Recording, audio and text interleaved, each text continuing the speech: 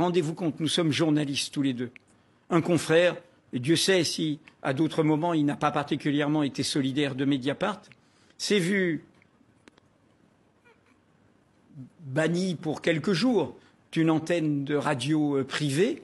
Pour RTL, vous parlez de Jean-Michel Apathy. Jean-Michel Apathy, pour avoir simplement fait le propre du métier de journaliste, c'est-à-dire énoncer des vérités de fait. Jean-Michel Apathy a dit une vérité de fait. C'est-à-dire qu'il a dit que la France avait commis en Algérie des dizaines d'oradours sur glade, c'est-à-dire les massacres nazis où on avait enfermé femmes et enfants dans une église, on a mis le feu. Et alors ça a provoqué énormément de réactions. Il suffit d'aller sur le site histoirecoloniale.net. Tout cela est rappelé, il suffit de lire toutes sortes d'historiens, Alain Ruscio, dans le passé Pierre Vidal-Naquet, de lire François Maspero sur le général de Saint-Arnaud, lire les actes criminels de ce duc de Turbigo, qui a été une des figures de la conquête de l'Algérie dans la foulée du maréchal Bugeaud. Bien sûr que nous avons commis des oradures sublanes. Bien sûr que nous avons massacré des villages entiers, femmes, enfants, adultes, vieillards, que nous les avons égorgés. De là à dire que les nazis se sont inspirés des Français. Il n'y a pas besoin qu'ils s'inspirent. Les nazis c'est ce qu'a dit Jean-Michel Apathy. Ce que je veux dire, c'est qu'il est issu du colonialisme, le nazisme. Les principaux acteurs au sein de la Wehrmacht des crimes nazis avaient participé à des crimes coloniaux en Namibie et dans d'autres colonies allemandes en Afrique. Des crimes de guerre, y compris un crime de génocide. Le laboratoire des crimes européens a été la colonisation. Et donc, notre colonisation française s'est accompagnée d'immensément de crimes. Mais vous parlez de l'Algérie, mais c'est le cas des Kanaks.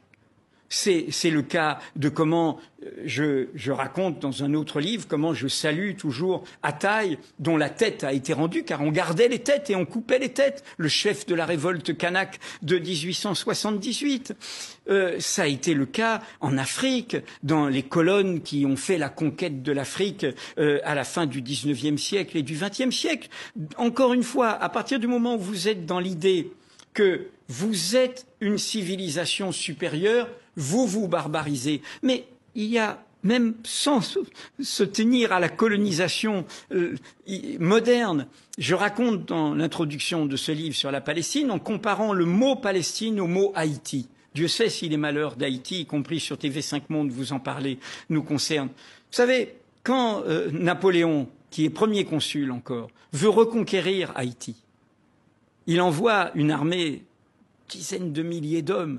Ce sont des militaires avec des officiers formés par la Révolution française. On est en 1801, 1802. Ils ont les idéaux des droits de l'homme. Ils sont pour certains francs-maçons.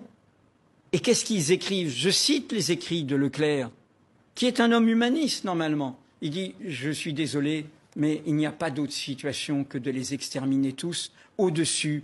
D'abord, il dit de 14 ans, et puis un autre dit au-dessus de 7 ans. Au-dessus de 7 ans, les exterminer tous. Et il prend des chiens mangeurs d'esclaves qu'il prend de Cuba pour aller les tuer. Il va échouer et il va perdre cette guerre. Mais c'est un humaniste, monsieur Leclerc, et il devient un barbare. Donc, la colonisation est au cœur de comment ont pu être commis ces crimes que juridiquement nous avons qualifiés de crimes contre l'humanité. Quand vous voyez les vidéos de ces soldats israéliens qui ont grandi dans une société démocratique, pas pour les Palestiniens, mais pour eux-mêmes, qui ont été à l'université, qui sont cultivés, et toutes les vidéos qui ont documenté comment ils humiliaient, comment ils commettaient des crimes, comment ils tuaient des enfants, tout ça, on l'a eu depuis 1 an et demi. Comment des gens en arrivent à commettre des crimes de guerre par cet engrenage colonial, cet engrenage pas seulement colonial, cet engrenage de l'idée qui est un poison terrifiant qui est en train de faire retour dans la bouche du discours de M. Trump cette semaine au Congrès. Je vais créer la civilisation la plus puissante et la plus dominante de toute l'histoire de l'humanité. C'est le mot qu'il a dit. Eh bien, ça, c'est un poison mortel. Pas seulement la colonisation. Qu'est-ce que c'est le Rwanda? C'est un peuple, il n'est pas génocidaire par nature.